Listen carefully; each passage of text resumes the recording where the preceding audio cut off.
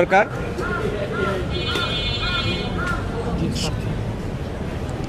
সংগ্রামী বন্ধুরা এবং আমাদের সাংবাদিক বন্ধুগণ, আপনারা জানেন আমাদের দীর্ঘ প্রতীক্ষার পর ঢাকা বিশ্ববিদ্যালয় কেন্দ্রীয় ছাত্র সংসদ নির্বাচন 2025 অনুষ্ঠিত হতে যাচ্ছে।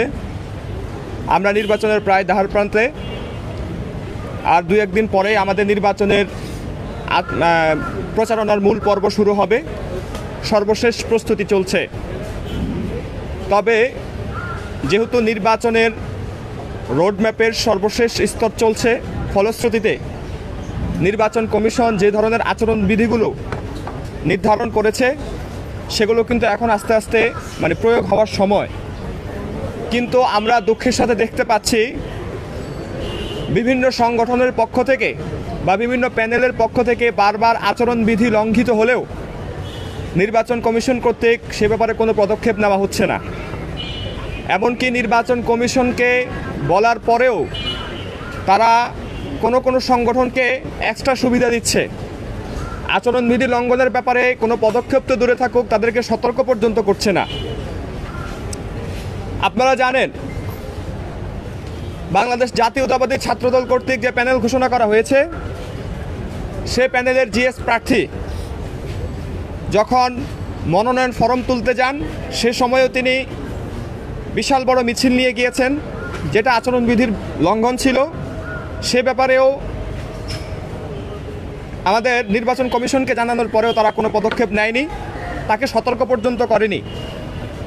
এর পরবর্তীতে আজকে আমরা দেখতে পেয়েছি জাতীয়তাবাদী ছাত্রদলের ভিপি প্রার্থী আবিদ খান, তিনি লাইব্রেরিতে ঢুকে আজকে প্রচারণা চালিয়েছেন, যেটাও নির্বাচনী আচরণবিধির লঙ্ঘন। তাছাড়া ছাত্র শিবির সমর্থিত প্যানেল, ছাত্রদল সমর্থিত প্যানেলের প্রার্থীদেরকে আমরা মিডিয়া নিয়ে আনুষ্ঠানিক প্রচারণা করতে দেখছি এখনই, অথচ এখন পর্যন্ত আনুষ্ঠানিক প্রচারণার সময় শুরু হয়নি। এগুলো কিন্তু আচরণবিধির লঙ্ঘন। এই লঙ্ঘিত আচরণবিধির ব্যাপারে আমাদের নির্বাচন কমিশনকে একদম মুখ বোবা অবস্থায় দেখছি আমরা। আপনারা জানেন স্বতন্ত্র শিক্ষার্থী ঐক্য নামের যে প্যানেল গঠিত হয়েছে, তারা টিএসসিতে আপনি দেখে আসেন, তারা এখনই তাদের প্যানেলের লোগো সহ একটা বিলবোর্ড টাঙিয়েছে এবং ছাত্র অধিকার পরিষদ সমর্থিত যে প্যানেল আছে তাদেরও বিভিন্ন পোস্টার বা ব্যানার, ফেস্টুন বড় আকারে, যেগুলো আমরা বিভিন্ন জায়গায় ঝুলানো দেখছি। অথচ নির্বাচনের আচরণবিধি অনুযায়ী 26 তারিখের পর থেকে অর্থাৎ 27 তারিখ থেকে এগুলো ঝুলানোর কথা। এই যে আচরণবিধিগুলো লঙ্ঘিত হচ্ছে, এই ব্যাপারে যদি নির্বাচন কমিশন কোনো পদক্ষেপ না নেয় তাহলে তো আমরা নির্বাচনের ব্যাপারে একটা আস্থাহীনতায় পড়ব, আমরা একটা সংশয়ে পড়ে যাচ্ছি আসলে নির্বাচন কমিশনকে কাউকে আলাদা সুবিধা দিচ্ছে কিনা। আমরা যদি এখন শুরু করি সেম কাজগুলো আমাদেরকে আবার তারা দণ্ডিত করে কিনা, এটা তো আমরা আশঙ্কা এজন্যই করছি। আমরা দেখছি আপনারা মিডিয়া, আপনারা সাংবাদিক আপনারা আছেন, অবশ্যই আপনারা এই ব্যাপারগুলো অবশ্যই জবাবদিহিতা করার কথা ছিল। আপনারা যারা আমাদের প্রার্থী, আপনারা যেহেতু দর্পণ, সময়ের দর্পণ, নির্বাচনের আচরণবিধি লঙ্ঘনের ব্যাপারে আপনারা প্রার্থীদেরকে জবাবদিহিতা করার দরকার ছিল। আপনাদের পক্ষ থেকে দুঃখজনকভাবে আমরা সেটা দেখছি না। আমি এটা বলেও আপনাদের কাছে দুঃখ প্রকাশ করছি। আশা করি আপনারা এখন থেকে ব্যাপারগুলো লক্ষ্য করবেন। পাশাপাশি আপনারা যদি শুধুমাত্র বড় সংগঠনের সমর্থিত প্যানেলগুলোকে বেশি বেশি ফোকাস দেন, তা আপনাদের টিআরপি এক ধরনের হবে। আমরা এখানে যারা আছে, আমাদের এখানেও তো আমাদের অনুসারী গোষ্ঠী বা আমাদেরকে ভালোবাসার লোকজন আছে। আপনাদের টিআরপির তো বৈচিত্র্য আসা উচিত, আপনাদেরকে যারা অনুসরণ করে। ফলে আপনারা আমাদের দিকে ফোকাস দেওয়া দরকার। না হলে তো নির্বাচনটা প্রতিদ্বন্দ্বিতাপূর্ণ হয়ে উঠবে না। আপনারা নির্বাচন হওয়ার আগেই কাউকে বিজয় করে দিচ্ছেন, এই পরিস্থিতি হয়ে যাচ্ছে। তাদের নির্বাচনের দরকার ছিল না। আমরা আপনাদের কাছে, এবং অবশ্য আপনাদেরকে দায় দিব না, এটা আপনাদের হাউজের কাছে আপনারা অনুরোধ করবেন তারা যেন সবাইকেই কাভার করে, এভাবে এই ধরনের নির্দেশনা দেয়। 2 নম্বর আপনাদেরকে আমি একটা বিষয় উল্লেখ করতে চাই। আপনারা জানেন নির্বাচনের কমিশন আমাদের বিভিন্ন ছাত্র সংগঠনগুলোর সাথে বারবার বসেছিল নির্বাচনী আচরণবিধি এবং সংস্কারের ব্যাপারে। সে সময় আমরা খুবই নির্দিষ্ট করে একটা আবেদন করেছিলাম যে নির্বাচনের যে প্রচার যন্ত্র বা নির্বাচন যে প্রচার মাধ্যমগুলো সেগুলোকে সীমাবদ্ধ করার মাধ্যমে নির্বাচনী ব্যয়কে যেন সীমিত করা হয়। এখন কোনো কোনো প্যানেলের কোটি টাকা খরচ করার সামর্থ্য আছে, কারো অর্ধ কোটি টাকার, কারো 20 লাখ 30 লাখ টাকা খরচ করার সক্ষমতা আছে। কিন্তু আমরা যারা স্বতন্ত্র প্রার্থী বা স্বতন্ত্র প্যানেল, আমাদেরকেও ফাইন্যান্সিয়াল ব্যাকআপ নেই, আমাদের তো সেভাবে পলিটিক্যাল ব্যাকআপ নেই, আমরা তো কোটি টাকা খরচ করতে পারবো না। তাহলে নির্বাচনের মাঠকে যদি লেভেল প্লেইং ফিল্ড করতে হয়, আপনাকে কিন্তু নির্বাচনের ব্যয়, যেটা প্রচারের ব্যয়ও কমিয়ে আনতে হবে, সীমাবদ্ধ করতে হবে। আমরা বলেছিলাম পোস্টারকে যেন নিষিদ্ধ করা হয়, আমরা বলেছিলাম ফেস্টুনকে যেন নিষিদ্ধ করা হয়, আমরা বলেছিলাম শুধু হ্যান্ডবিল এবং প্যানেল পরিচিতির জন্য যে বড় ধরনের প্যানাগুলো করা হয় নির্দিষ্ট সংখ্যক, এক একটা প্যানেলের জন্য হয়তো পারে 15 থেকে 20টা, এরকম সীমিত করে দিয়ে নির্বাচনী ব্যয়টাকে যেন সংক্ষিপ্ত করা হয়।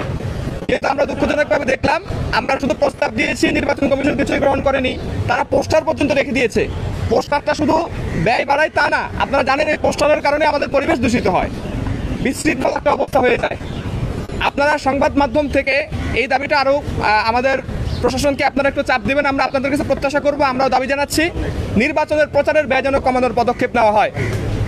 তৃতীয় একটা বিষয় যেটা নিয়ে আমাদের ছাত্রীরা ভোটার তালিকায় তাদের ছবি একদম উন্মুক্ত করে দেওয়া নিয়ে অনেক দিন থেকে প্রতিবাদ করে আসছিল, শুরু থেকেই। নির্বাচন কমিশন আজকে আমরা শুনেছি অনেক বেশি জোরাজোরির পরে আজকে তারা ভোটার তালিকা উইথড্র করে নিয়েছে। আমরা তাদেরকে অনুরোধ করব, তারা চাচ্ছিল যে যারা আবেদন করবে তাদের ছবি শুধু সরাবে, আমরা বলবো না, এখন প্রযুক্তির উন্নয়নের যুগ, আপনারা প্রযুক্তির সহায়তা নেন। আমরা যেমন আমাদের যে শিক্ষার্থী পরিষেবা যে আইডিটা আছে সেখানে আমাদের আমাদের রেজিস্ট্রেশন নাম্বার দিয়ে ইনপুট করে আমরা ঢুকি, আমার নিজের তথ্য অন্য কেউ দেখতে পারে না। ভোটার তালিকাটাও এভাবে আপনারা করে ফেলেন, যার ভোটার তালিকা যার ভোটার নং সে শুধু দেখবে, অন্য কেউ দেখবে না, তাহলে আর এই সমস্যাটা হয় না। বিশেষত মেয়েদের জন্য এই জিনিসটা করা উচিত, মেয়েদের হলগুলোতে। এটা নিয়ে আমাদের মেয়েরা, বিশেষত যারা পর্দা করে, যারা রক্ষণশীল মেয়েরা আছে, এর বাহিরেও আমাদের মেয়েদের ছবি দিলে অনেক ধরনের ট্রল করা হচ্ছে এই জায়গা থেকে ছবি নিয়ে। এবং আমাদের যে ব্যক্তিগত তথ্য, আসলে আমরা বিশ্ববিদ্যালয়কে যে তথ্যগুলো দিয়েছি এগুলো একটা ব্যক্তিগত তথ্য, সেই ব্যক্তিগত তথ্য সংরক্ষণ করা এটা আমাদের মৌলিক অধিকারের অন্তর্ভুক্ত। এবার মেয়ে হোক ছেলে হোক সেগুলো উন্মুক্ত করে দেওয়া হয়েছে। আমরা খুব দ্রুততার সাথে এগুলোতে যেন সংরক্ষণ করা হয়, আমাদের সে ধরনের ব্যবস্থা নেওয়ার জন্য তাদেরকে অনুরোধ করছি। চতুর্থ যে ব্যাপারটা, এটা একটু হাস্যকর একটা ব্যাপার আপনাদেরকে আমি বলি, সেটা যেখানে আচরণবিধি লঙ্ঘন করে কেউ কেউ বাড়তি কাজকর্ম করছে, সেখানে প্রশাসন কোনো বাধা দিচ্ছে না। কিন্তু এখানে গ্রিন ফিউচার ফাউন্ডেশনের যে শাটল বাসগুলো ক্যাম্পাসে চলে, আজকে নির্বাচন কমিশন একটা নোটিশ দিয়ে সেগুলো বন্ধ করে দিয়েছে, যে শাটল বাসগুলোর যারা এটার সাথে সম্পৃক্ত তারা নাকি ক্যান্ডিডেট। আমার কথা আমি নিজেও ঠিক আছে এটা মনে করি যে শাটল বাসের যারা প্রতিনিধি হিসেবে আছে কেউ কেউ ক্যান্ডিডেট হয়েছে, তো তাদেরকে শাটল বাস কেন্দ্রিক প্রচারণা বন্ধ করতে বলা যেতে পারে। কিন্তু শাটল বাস কেন বন্ধ করা হলো? আমাদের মেয়েরা বঙ্গমাতা হল থেকে, মৈত্রী হল থেকে, সুফিয়া কামাল হল থেকে তারা এখন ক্লাস করতে আসবে কিভাবে? তারা এখানে আসতে হবে, তো ক্লাস করুক বা যে কাজে আসতে হবে, শাটল বাসগুলো কেন বন্ধ করা হবে? মানে যেটা করা দরকার তারা সেটা করছে না, আর যেটা দরকার না তারা সেটা করছে। নির্বাচন কমিশন থেকে এই ধরনের অনাকাঙ্ক্ষিত আচরণ এবং দায়িত্ববোধহীন আচরণ আমরা আশা করি না। আমরা জোরভাবে দাবি জানাচ্ছি মৈত্রী বঙ্গমাতা হলের এবং সুফিয়া কামাল হলের দিকে যে শাটলগুলো চলে সেগুলোকে যেন আবার ইয়ে করে দেওয়া হয়, চালু করে দেওয়া হয়। প্রিয় সাংবাদিক বন্ধুগণ, এই পর্যায়ে আমি বক্তব্য রাখার জন্য আহ্বান করব।